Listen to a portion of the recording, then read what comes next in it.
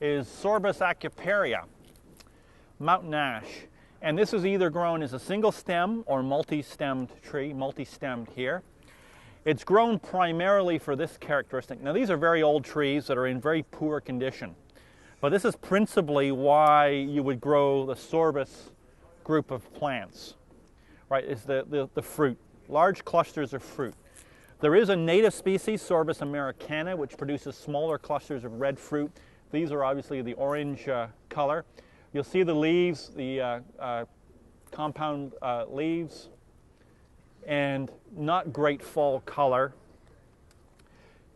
Great street tree, small tree landscape, but somewhat problematic. Gets quite a few diseases and quite a few insects, borers and such.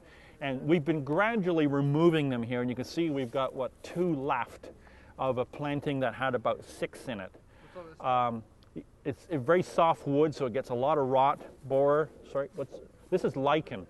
That's just a plant that grows on the bark. Doesn't affect it. Doesn't harm the plant. But you can see that potentially it's got a great aspect to it if it's cultured and well maintained. These were put in here and probably weren't watered for a number of years in a raised planting with lots of radiant heat from these buildings, so they start to dry out and they need a little better growing conditions than that. If you look at the nursery catalogs and you look at the genus Sorbus, look at aucuparia, you'll find some great cultivars. There are a lot of pyramidal ones that are not commonly used in the landscape that would make great street trees or small trees against buildings, etc. Very similar to the form of the pyrus that we studied earlier. So there's a lot of potential there, but the trees have to be cared for to keep the condition up, right? Nonetheless, they're still a relatively short-lived tree. This is probably 30 years old and it started to fail. It shouldn't have started to fail probably until it was in its 50s, right? So it's starting to fail now, and that's partly due to neglect, but a very, very, very common landscape tree, very popular in garden centers primarily because of the clusters of fruit. They are preceded by signs of white flowers that can be attractive. They don't have a very nice scent.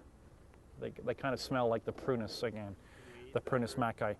You can't, no. Well, maybe you could, but it's not very tasty. And you'll find that the fruit persists, so even the birds will leave it till last resort. Right?